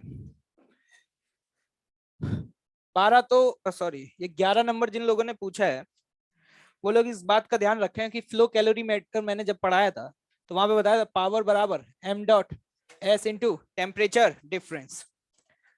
टेम्परेचर डिफरेंस तो मुझे 25 दिया हुआ है। ठीक है, सारी वैल्यू लिख देता हूँ, सॉल्व तुम कर लेना। ठीक है, पावर मुझे दी हुई है 250। कितनी दी हुई है? 250। ये निकालने के लिए बोला गया है। सर m डॉट, अगर आप ध्यान से देखें तो डेंसिटी दी हुई है, लेकिन डेंसिटी है 0.2 ग्राम पर सेंटीमीटर क्यूब, और जो वॉल्यूम फ्लो रेट है वो कितना है? 10 सेंटीमीटर क्यूब पर सेकेंड। तो सबसे पहले इनको एसआई यूनिट्स में कन्वर्ट कर लो। किसमें? एसआई यूनिट्स में। ये ब्लंडर हो जाता है। तो 0.2 ग्राम पर सेंटीमीटर क्यूब को कन्वर्ट करोगे तो 0.2 इंटू 10 की पावर 3, ये आ जाएगा आपका डेंसिटी केजी पर मीटर क्यूब। और आपको मैं बता दूं, ये बात मैंने उस दिन भी लिखवाई थी कि वी डॉट जो होता है वो क्या होता है? रो इंटू वी डॉट होता है। ये है मास फ्लो रेट, जो बराबर होता है density multiplied by volume flow rate. क्या ये बात समझ आती है? वॉल्यूम फ्लो रेट की वैल्यू 10 सेंटीमीटर क्यूब दी हुई है। इसको अगर उसमें कन्वर्ट करोगे सेंटीमीटर को मीटर में, तो आपको समझ में आना चाहिए 10 की पावर -2। ये सब करना आता है तुम्हें? -2 का स्क्वायर, मेरे हिसाब से 10 की पावर -5 मीटर क्यूब पर सेकेंड। सही लिखा है ये? समझ में आ रहा है कुछ? सही है ये? ठीक है, तो बस रो की वैल्यू ये रही और वी की वैल्यू ये रही। क्या आंसर आ जाएगा? ठीक है यार, 12 तो कोई पूछता ही नहीं है, ये तो बहुत आसान है भाई। क्या आंसर नहीं आ रहा क्या? आ रहा है। क्वेश्चन दोबारा ट्राई करो। 12 तो बहुत आसान है भाई, कुछ भी नहीं है इसमें तो। 7th देखो ध्यान से, आपने बाल्टी में पानी भरा नहाने के लिए, जो कि होली पे भरा था, अभी तक बाल्टी भी तरस रही है। ठीक है, अब इसमें आपको कोल्ड वाटर मिलाना है। अब आपके पास दो चॉइसेस हैं। मान लीजिए पानी अभी गर्म है और सराउंडिंग का टेम्परेचर सपोज कुछ भी मान लेते 25 डिग्री सेल्सियस है। कितना है? 25। एक तरीका तो यह है कि अभी भाग जाओ और आकर के पानी मिलाओ, और एक तरीका यह है कि पानी अभी मिला जाओ और भाग जाओ। और आपसे ये पूछा गया कि किस केस में हमें पानी, क्या पूछा गया? ज्यादा गर्म मिलेगा। यही तो है ना कहानी। पूरी कहानी पढ़ के समझ तो आ गई ना? ठीक है, तो देखो मान लो इस पानी का जो टेम्परेचर था वो सपोज अभी मान लेते हैं कि कुछ भी मान लो 80 मान लो। क्या मान लिया? 80। अभी तुम भाग गए, तो अभी 25 और 80 में टेम्परेचर डिफरेंस है। तो जितना ज्यादा टेम्परेचर डिफरेंस होगा, ये तो लॉजिकल बात है, जितना ज्यादा टेम्परेचर डिफरेंस होगा क्या हीट लॉस उतना ही ज्यादा होगा? ठीक है, तो अभी 25 और 80 में टेम्परेचर डिफरेंस कितना है? 55 का है। ठीक है, अब देखना इधर, इस वाले केस में आपने क्या किया कि पानी पहले मिला दिया। अब पानी अगर तुमने पहले मिला दिया तो इसका टेम्परेचर 80 तो नहीं रहेगा। अगर इसमें पानी और चिल्ड वाटर भी मिला दिया तो हो सकता है इसका टेम्परेचर जो है वो फाइनली 50 पहुंच जाए। कितना पहुंच जाए? 50। कुछ भी हो सकता है, तुम ये मत बोलना अभी 12 करके आपको कैसे पता चला 50 पहुंच जाएगा। मैं तो सिर्फ डेटा ऐसे ही ले रहा हूं तुम्हें समझा पाऊं, दैट्स ऑल। कितना हो गया मान लो ये 50, सराउंडिंग का टेम्परेचर 25, टेम्परेचर डिफरेंस 25। अगर टेम्परेचर डिफरेंस कम है तो हीट लॉस कम होगा। तो तुम मुझे खुद बताओ हीट लॉस इसमें ज्यादा है या इसमें ज्यादा है? ऊपर वाले में ज्यादा है। तो ऑब्वियस सी बात है हीट लॉस ज्यादा होगा तो टेम्परेचर ड्रॉप भी ज्यादा देखने को मिलेगा। कुछ समझ आ रहा है? इसका मतलब है अगर ऐसा चांस कभी तुम्हारे सामने आए तो पहले पानी मिला करके जाना। अगर पहले पानी मिला करके चले जाओगे तो in a given time interval temperature difference कम होने की वजह से हीट लॉस कम होगा तो पानी तुम्हें ज्यादा गर्म मिलेगा। अगर पानी मिलाना भूल गए तो हीट लॉस ज्यादा होगा। सोचो आराम से। O1 इसमें तो 2 क्वेश्चन है बस।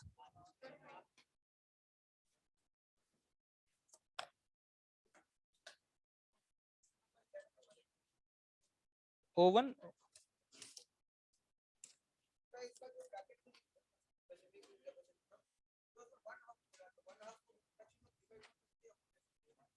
1/2 1/2 होता है।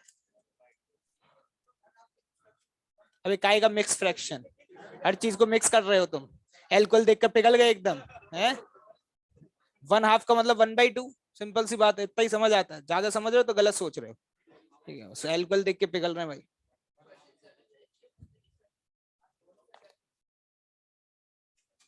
किसने बोला है? ये अगर सेम हो जाएगा तो फिर क्वेश्चन ही खत्म हो गया।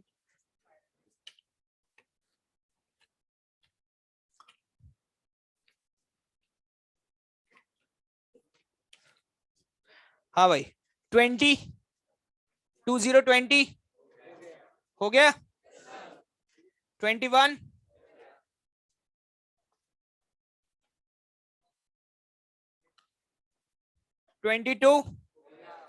22 बढ़िया क्वेश्चन है।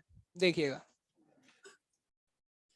सबसे पहले तो आपको वैसे तो क्वेश्चन में दिया ही है, density of water in liquid state होती है 1 ग्राम पर सीसी, और डेंसिटी ऑफ आइस ये वाटर के साथ एक एक्सेप्शनल केस है कि सॉलिड फॉर्म में डेंसिटी कम होती है और लिक्विड फॉर्म में डेंसिटी ज्यादा होती है। जनरली ऐसा नेचर नहीं देखा जाता लेकिन वाटर के केस में देखा जाता है due to the intramolecular hydrogen bonding. शायद आपको केमिस्ट्री में पढ़ाया गया। चलिए ओके। आपसे ये बोला गया है वॉल्यूम ऑफ आइस मिक्सचर कितना चाहिए, हीट कितना सप्लाई करना पड़ेगा कि वॉल्यूम में जो चेंज आए वो 1 सेंटीमीटर क्यूब का आ जाए। मैं अगर आपसे ये पूछूं कि मैंने 1 ग्राम क्या लिया, 1 ग्राम आइस ली, 1 ग्राम आइस ली, अगर इस 1 ग्राम आइस के वॉल्यूम की तुम बात करोगे तो वॉल्यूम क्या होता है, मास अपॉन डेंसिटी।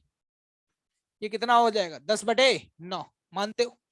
जब ये 1 ग्राम आइस, 1 ग्राम, मैं यहां पर ये कैलकुलेट करना चाहता हूं कि अगर 1 ग्राम आइस मेल्ट होती है तो वॉल्यूम में कितना चेंज आता है।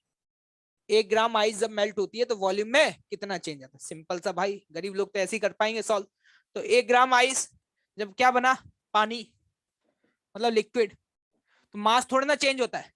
मास तो अभी भी क्या रहेगा 1, और इसकी डेंसिटी क्या है 1, तो अब इसका वॉल्यूम हो गया कितना 1। तो कितना चेंज आया, तो आप कहोगे पहले था 10/9, आइस के केस में कितना था वॉल्यूम 10/9, और इसके केस में कितना है 1, तो कितने का चेंज आया 1/9। 1 ग्राम आइस जब मेल्ट होगी तो वॉल्यूम में चेंज इतने का आएगा, लेकिन मुझे कितने का चेंज कराना है 1, तो 9 ग्राम आइस को मेल्ट करना पड़ेगा। अगर मैं 9 ग्राम आइस को मेल्ट करूंगा तो चेंज जो वॉल्यूम में आएगा क्या वो 1 का आएगा? तो 9 ग्राम आइस को मेल्ट करने के लिए कितनी एनर्जी चाहिए, 9 इंटू 80, 720, खत्म, टाटा। नहीं आया अभी भी समझ? दोबारा बता दूं क्या? ठीक है, चलो भाई नोट्स निकालो फटाफट। अभी भी कुछ रह गया है ना पेंडिंग? हाँ याद है। ठीक ठीक ठीक ठीक, कोई दिक्कत नहीं है।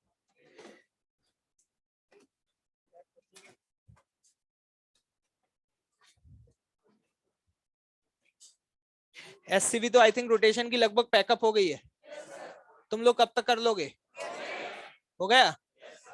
अभी मुझे लगता है S2 का उद्घाटन नहीं हुआ शायद, नहीं हुआ ना शुरुआत, ठीक है।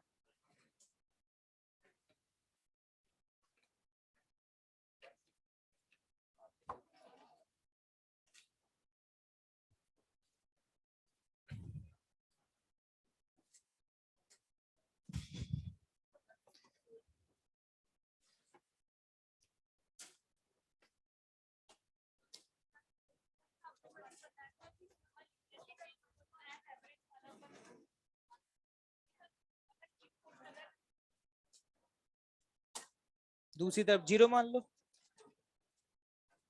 आ तो जाएगा। अगर एक ही फोर्स लग रहा है तो F+0/2, F/2 एवरेज।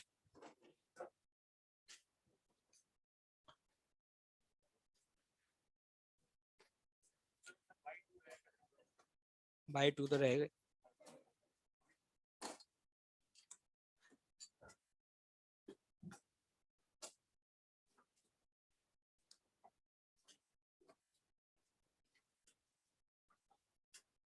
दिखाना कौन कौन से क्वेश्चन करा दिए थे। F लगा दिया था, 2F लगा दिया था, 2F भी लगा दिया था, ठीक है। एक क्वेश्चन दे रहा हूं बस।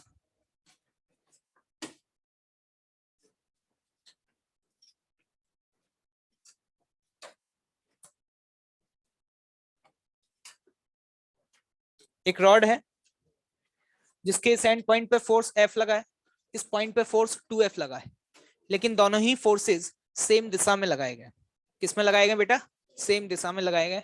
इस रॉड का mass, area of cross section, Young's modulus और लेंथ ये दिया हुआ है MAYL, ठीक है। अब एक मुंह बंद रख सकता है थोड़ी देर।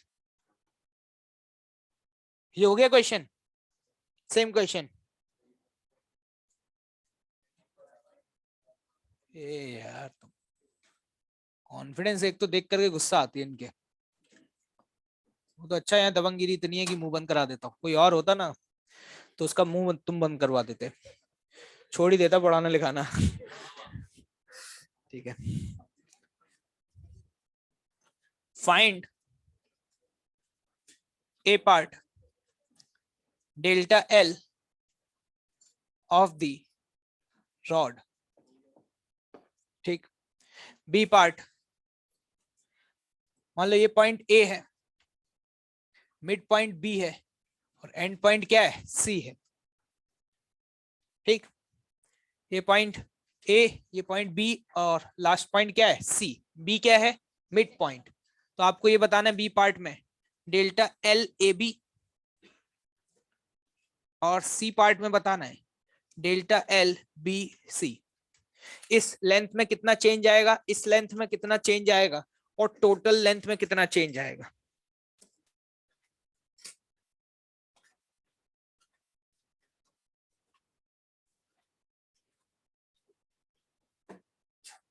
बताइए जल्दी से।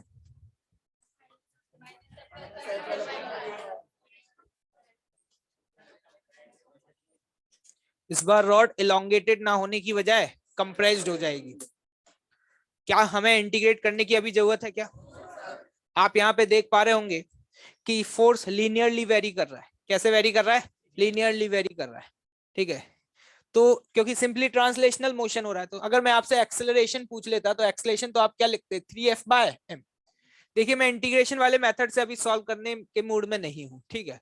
मैं डायरेक्टली ऐसे लिखूंगा कि अगर आपको delta L in the rod निकालना है तो F एवरेज निकाल लो। कल मैंने बताया था अगर खींचने वाला फोर्स है, अगर कोई लेंथ को बढ़ा रहा है तो उसको पॉजिटिव लो, और अगर कोई लेंथ को घटा रहा है तो उसको नेगेटिव लो।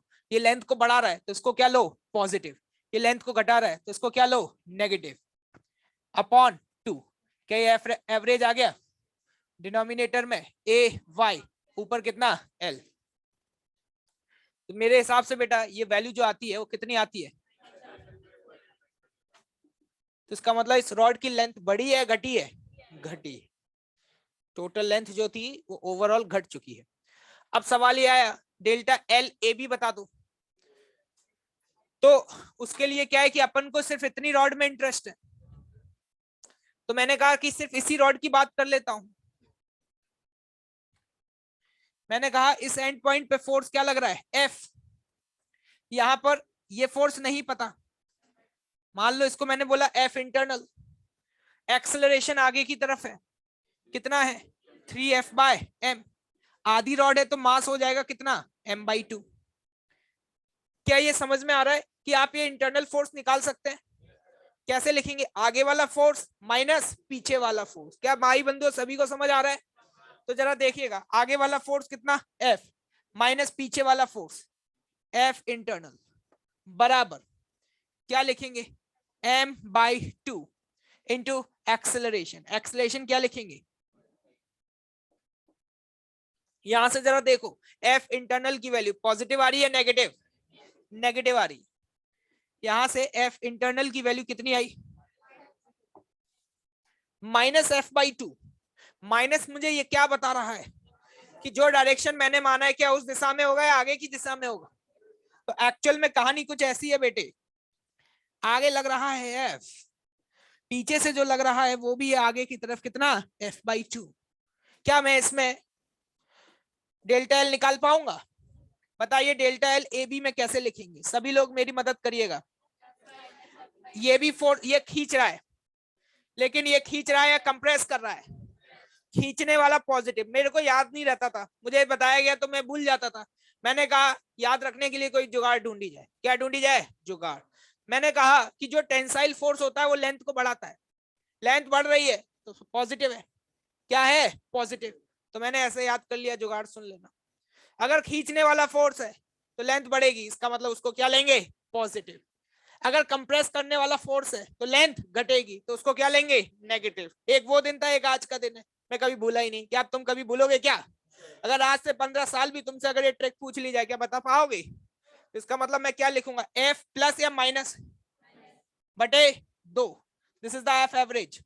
डिनोमिनेटर में AY इंटू L, कितना आ रहा है, FL बाय, सॉरी गलती हो गई, ये लेंथ L नहीं होगी, कितनी होगी, L/2। तो यहां पर 8 आएगा, L नहीं है, कितना है, L/2 है। क्या ये समझ में आया? इंटरेस्टिंग बात पता है क्या है, first half of the length में इलोंगेशन है या कंप्रेशन है, इलोंगेशन है, लेकिन ओवरऑल कंप्रेशन है। ऐसा क्यों? पीछे वाले को देखते हैं, किसको देखते हैं, पीछे वाले को। लोगों को लगता है कद्दू कटेगा बराबर बटेगा, लेकिन ऐसा कोई जरूरी नहीं है, अभी आपको समझ में आ जाएगा। अगर मैं पीछे वाले पोर्शन को देखना चाहूं, तो अगर मैं पीछे वाले पोर्शन की बात करूं, देखिएगा ध्यान से, पीछे वाला पोर्शन, इस पे 2F इधर लगा है, और जो F/2 उस पे इधर लगा है, किस पर, उस पर, वो F/2 इस पे इधर लगेगा। अरे रॉड तो यहीं से कटी है ना बेटे।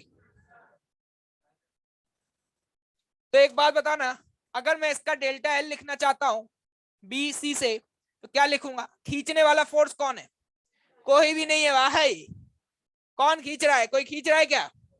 ये भी माइनस के 2F माइनस के F/2 बटे 2AY इंटू L, लेकिन L कितना है, बताओ कितना आ रहा है, माइनस के FL अपॉन,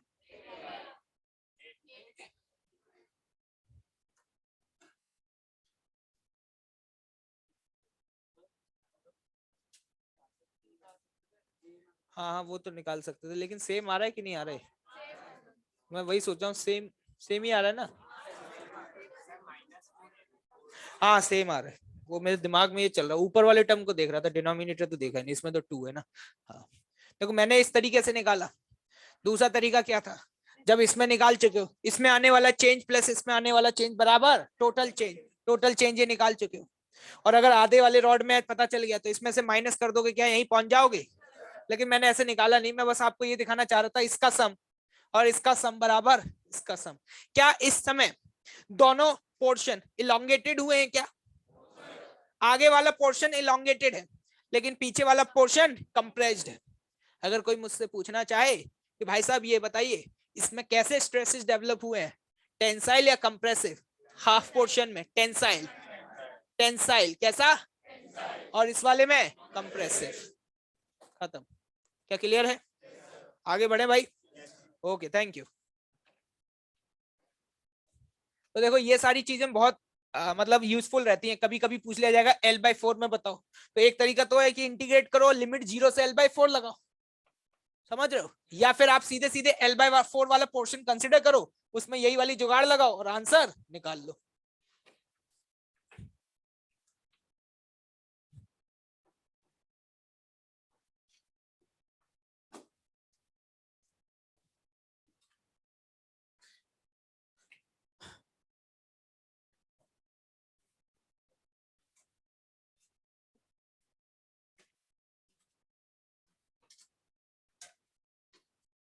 भाई कहाँ जाओगे लुढ़क के?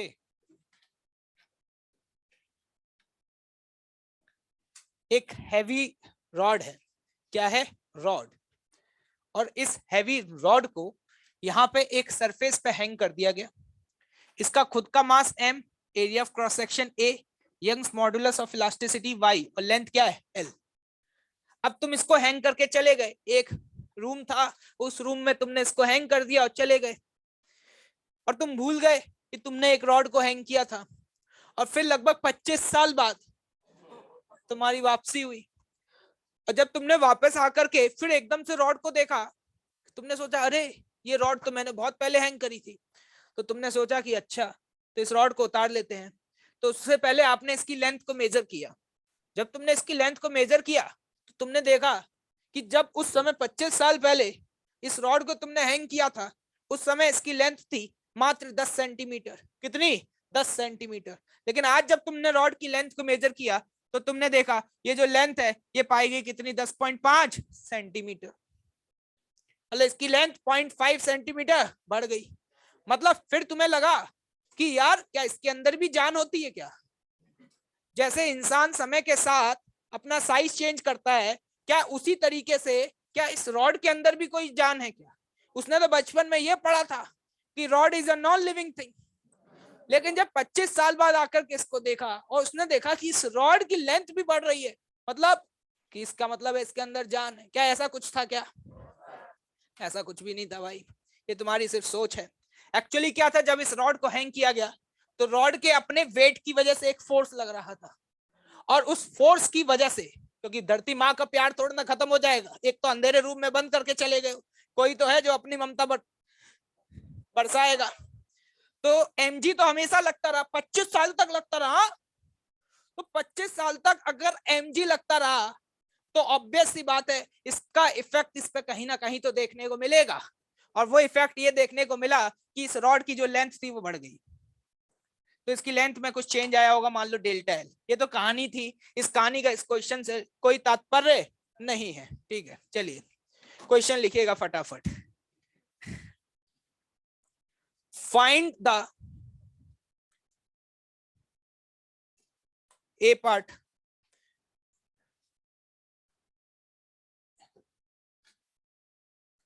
stress at point A. Find the stress at point A. A जो पॉइंट है वो बॉटम एंड से x डिस्टेंस ऊपर है, ठीक है। Stress eight point A. B part, change in length of the rod, change in length of the rod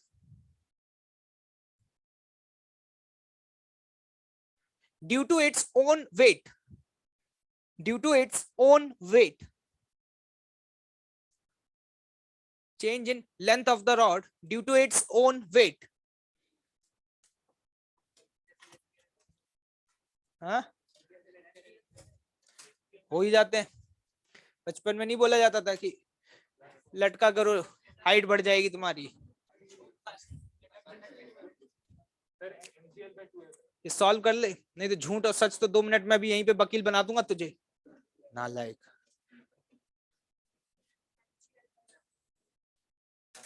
हाँ,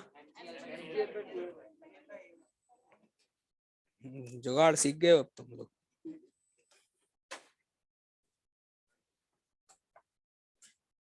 अबे ऑनलाइन वालों जिंदा हो कि सर्दी का आराम से 2 पैक मार मार करके माहौल का आनंद ले रहे हो? आगे आगे आगे जिंदा हो गए। आंसर बताओ, आंसर भाइयों, क्या आ रहा है तुम्हारा? आराम से रजाई के अंदर बैठे होंगे, चल रही है मूवी, बहुत बढ़िया लग रहा है, बीच बीच में पॉपकॉर्न भी चल रहे हैं। अबे ओ, आंसर निकाल लो जल्दी से। पढ़ाई लिखाई तुमने छोड़ दी है मुझे लग रहा है अब। नहीं, लग रहा है तुम्हारी हरकतें देख के। आखिरी बार आंसर कब आया था तुम्हारा? दिवाली से पहले? कल ही आया।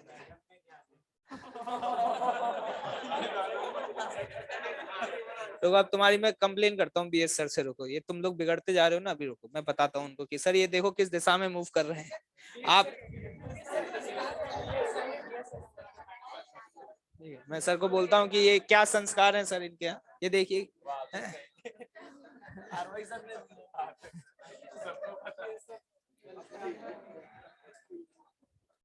चलिए, समय हुआ समाप्त। ठीक है, कितने लोग फर्स्ट पार्ट निकाल चुके हैं? बहुत बढ़िया। कितने लोग सेकंड पार्ट निकाल चुके हैं? ठीक है, गरीब भाई बंधुओं के लिए मदद कर रहा हूं, देखिएगा। सबसे पहले ये पूछा गया कि भाई साहब ये बताओ कि इस पॉइंट पर स्ट्रेस क्या होगा। तो मेरे दिमाग में ये सवाल आया कि मुझे यहाँ पर इंटरनल रीस्टोरिंग फोर्स निकालना पड़ेगा, और इस पॉइंट पे जो इंटरनल रीस्टोरिंग फोर्स है उसको सपोज मैंने क्या बोल दिया, टेंशन। तो मुझे लगा कि यार इस पर टेंशन क्यों लगेगी, तो मैंने कहा क्योंकि इसका खुद का मास है और वो मास नीचे की तरफ है, तो उसकी वजह से mg का फोर्स लग रहा है। तो उसको बैलेंस करने के लिए, क्योंकि ये कहीं दौड़ रहा है क्या, इसका एक्सेलरेशन क्या है, 0, तो ऊपर वाला फोर्स बराबर नीचे वाला फोर्स। तो नीचे कितना फोर्स लगेगा, मैंने कहा जितना इसका मास। पहले मास बताओ कितना होगा, m/l इंटू एक्स। ये तो अब नींद में भी कोई उठा के पूछ ले बता पाओगे, इंटू जी, क्योंकि ये तो mass into g, that is the weight. क्या ये टेंशन के बराबर होगा? लेकिन मुझसे बेटे स्ट्रेस पूछा गया है। मैंने कहा बेटे टेंशन देखो जरा, टेंशन की वैल्यू क्या होगी, mg बटे l इंटू एक्स। लेकिन अगर स्ट्रेस निकालना है तो स्ट्रेस है टेंशन बटे एरिया। क्या मेरे पास स्ट्रेस की वैल्यू आ चुकी है?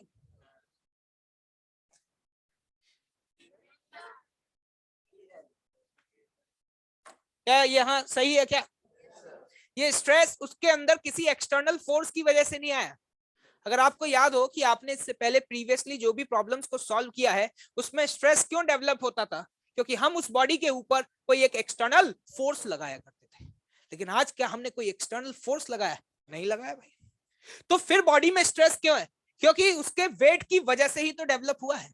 अरे नहीं आया? अब जरा ध्यान से देखना। अब हमसे ये पूछा गया कि ये बताइए कि इस रॉड में टोटल इलोंगेशन कितना आएगा। तो just go with fundamental method, पहले फंडामेंटल देख लेते हैं। मैंने आपसे ये पूछा कि स्ट्रेस हर पॉइंट पे सेम है अलग अलग है? अलग अलग है। तो एक बार फंडामेंटल जरूर बताना चाहूंगा, क्योंकि मुझे तो वही सारी चीजें अच्छी लगती हैं।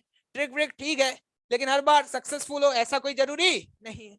तो मैंने यहाँ से एक्स डिस्टेंस पे जाके एक छोटा सा एलिमेंट कंसिडर किया, उस एलिमेंट की लेंथ कितनी ली, dx।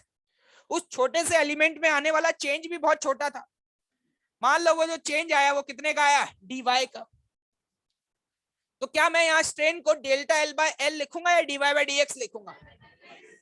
dy by dx, change in length of dx बटे उसकी लेंथ। अरे गरीबो आ रहा है, इतना तेज मत चिल्लाना, दिल की धड़कन ही रुक गई। mg a l x upon y, क्या मामला सही है? और अगर इसको मैं इधर ले जाऊं dx है, ये क्या मजाक है? अभी तो हमारी क्लास शुरू हुई थी, टाइम भी खत्म। फिजिक्स की क्लास कम से कम 3 घंटे की होनी चाहिए हम जैसे।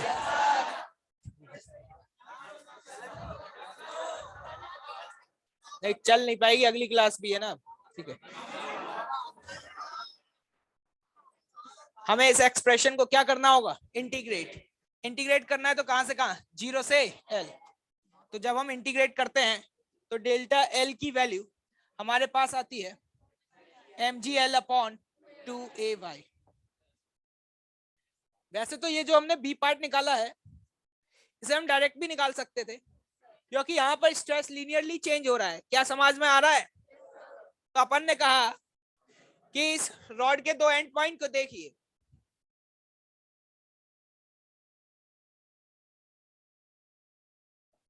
अगर मैं आपसे पूछूं कि इस पॉइंट पर कितना फोर्स लग रहा होगा, क्या इसके नीचे कोई मास हैंग कर रहा है क्या? तो इस पॉइंट पे फोर्स की वैल्यू 0। और अगर मैं आपसे पूछूं कि इस पॉइंट पर कितना फोर्स लग रहा होगा, उतना जितना इसके नीचे मास है, तो मैं बोलूं अगर ये फोर्स F1 है तो क्या मैं F1 की वैल्यू को mg लिख सकता हूं? नहीं आया समझ? है पक्का? तो यहां पर डेल्टा एल, एफ एवरेज, ये तो 0 है, ऊपर क्या है mg, एफ एवरेज कितना है mg/2ay इंटू एल। क्या मामला एकदम सही लग रहा है? क्या वही आ रहा है जो इधर आ रहा था? क्या भाई वो क्लियर है कुछ? चलिए जल्दी से छापिए।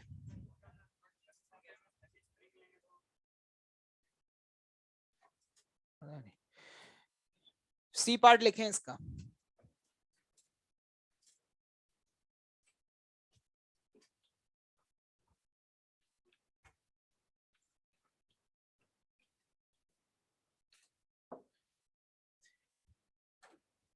यहां पर रॉड के सेंटर पे एक पॉइंट सी था, रॉड के सेंटर पे एक पॉइंट क्या था? सी था। जब रॉड की लेंथ बड़ी होगी तो जो पॉइंट सी है क्या वो नीचे मूव किया होगा? पक्का? तो आपको ये फाइंड आउट करना है कि पॉइंट सी कितना नीचे आ गया। कैसे लिखेंगे इस क्वेश्चन को? हाँ, find the displacement of point C.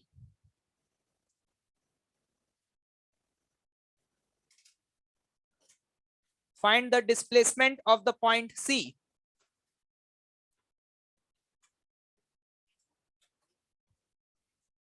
हाँ, सी जो है वो रॉड का मिड पॉइंट था, मतलब सी की जो दूरी थी t बराबर 0 पर कितनी थी? l/2 थी।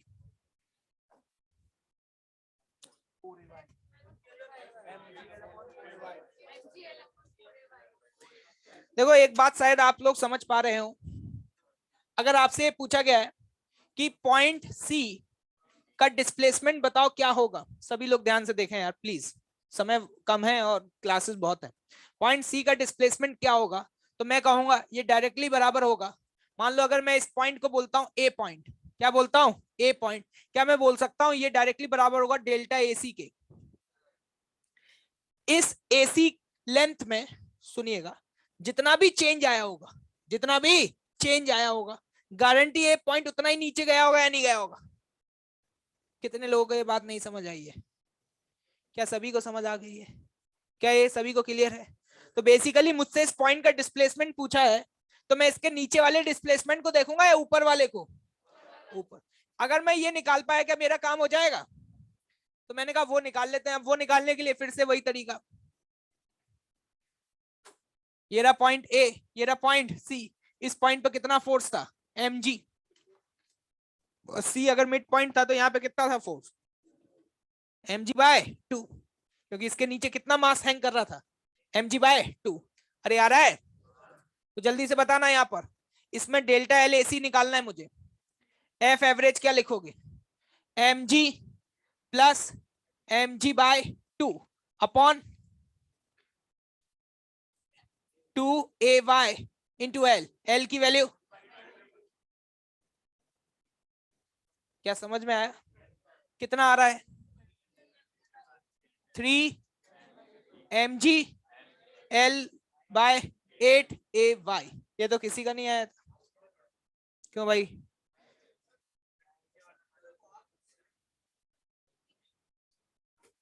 मुंह बंद रख, दिमाग है थोड़ा बहुत? बिल्कुल दिमाग खाली हो गया तुम्हारा कि चलता ही नहीं है? ऐसे तैयारी होगी आईआईटी की कि नीचे वाले से क्यों नहीं कर सकते हैं? अबे लॉजिक होता है ना किसी चीज में। अगर मैं तुमसे पूछूं कि पॉइंट सी कितना नीचे जाएगा, तो ये बोलोगे जितना नीचे वाला नीचे जाएगा। सोचो आराम से, नहीं बता रहे। घटिया घटिया डाउट पूछने लगे नालायक। कर लो नोट इसको। क्या आप अच्छी बात करोगे? उनको ये नहीं समझ में आ रहा कि पॉइंट सी उतना नीचे जाएगा जितना ये वाला पोर्शन जाएगा। वो कह रहा है नीचे वाला जितना जाएगा। अबे नीचे वाले से क्या है? क्या मैं ऐसे नहीं कर सकता? ये ले, इसको फिक्स कर दिया, खींच ले इसको।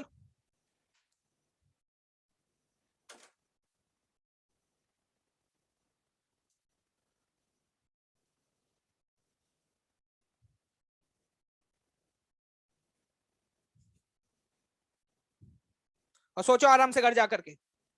और डाउट तभी पूछा करो जब दिमाग थोड़ा चला करे। घटिया डाउट बिल्कुल मत पूछा करो यार। बिना दिमाग चलाए कोई भी चीज पूछना शुरू कर देते हो तुम लोग। और जबकि ऐसा नहीं है कि मैंने नहीं समझाया। मैं सबसे पहले यही बोला कि पॉइंट सी उतना नीचे जाएगा जितना ये वाला पोर्शन का इलोंगेशन होगा। अब ये भी नहीं समझ आ रहा तो जस्ट पेशेंस रखो, घर जाके सोचना। पूछ क्या रहे हो मेरे से? सब कुछ मैं ही बता दूंगा तो तुम्हारा दिमाग कब चलेगा? गोबर बढ़ गया नालायकों के दिमाग में। That will be the 3 mgl by 8 ay। जल्दबाजी में लोगों से गलती ये होती है कि टोटल लेंथ में सर चेंज इतना आया, आधा आधा बांट दो। इसमें भी उतना ही चेंज आएगा, इसमें भी उतना चेंज आएगा, लेकिन ऐसा नहीं है। क्योंकि जैसे जैसे हम ऊपर की तरफ बढ़ रहे हैं स्ट्रेस बढ़ रहा है, स्ट्रेस बढ़ रहा है तो ऊपर जाते जाते स्ट्रेन बढ़ेगा। तो गारंटी है इस बात की कि ऊपर वाले रॉड में जो चेंज आएगा वो ज्यादा आएगा और नीचे वाले में जो चेंज आएगा वो कम आएगा। और अगर नहीं सोच पा रहे तो घर जाकर के सोचिए, मुझसे मत पूछा करिए।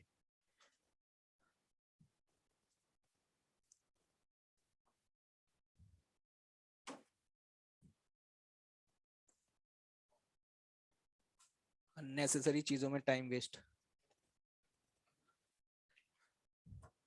कितने लोगों को समझ आ गया ये? ठीक है, आगे बढ़ते हैं अगले क्वेश्चन की तरफ।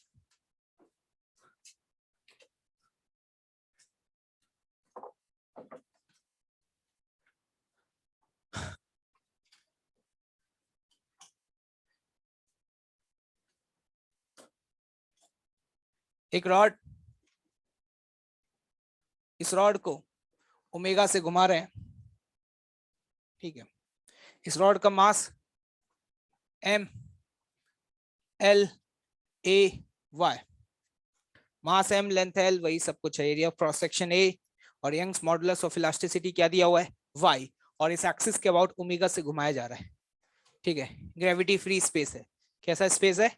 ग्रेविटी फ्री स्पेस में इस तरीके से ओमेगा से घुमा रहे हैं। ओमेगा कांस्टेंट है। ओमेगा क्या है? कांस्टेंट। अगर इसको ओमेगा से घुमाते रहते हैं तो आफ्टर सम टाइम ये ऑब्जर्व किया गया, इस रॉड में एक परमानेंट डिफॉर्मेशन हो जाता है, मतलब इसकी लेंथ में क्या आ जाता है? चेंज आ जाता है। क्वेश्चन लिखिएगा फटाफट। पहला सवाल तो ये कि यहां से एक्स डिस्टेंस पर स्ट्रेस क्या होगा? यहां से एक्स डिस्टेंस पे स्ट्रेस क्या होगा? ए पार्ट। और बी पार्ट है total change in length of the rod, total change in length of the rod।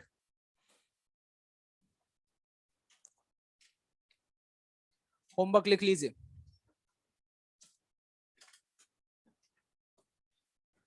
कुछ भी कैलोरीमेट्री में अगर बैकलॉग रह गया तो उसको कंप्लीट करो फटाफट, ठीक है। साथ ही साथ H2, H2 में एक से लेकर के, देना जरा 1 मिनट, शीट दो।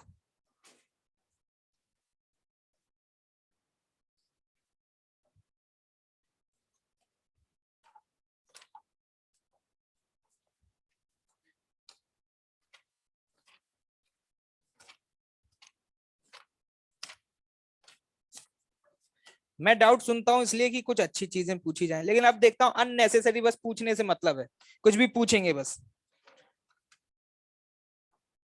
1 से 6 वक्त दीजिएगा, है ना, मुंह उठा करके मत चले आइएगा, ये सारे बता दो लाइन से, ठीक है। इतनी मेहनत करने के बाद 12 से 15,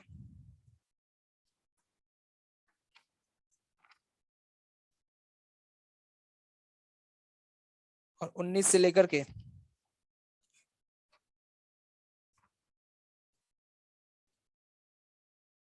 25, 19 से लेकर के 25 टाइम देना नहीं बने दोबारा समय देना, नहीं बने तब सॉल्यूशन देखना, ठीक है। हाँ करके पूछ डाले सारे क्वेश्चन एक तरफ से।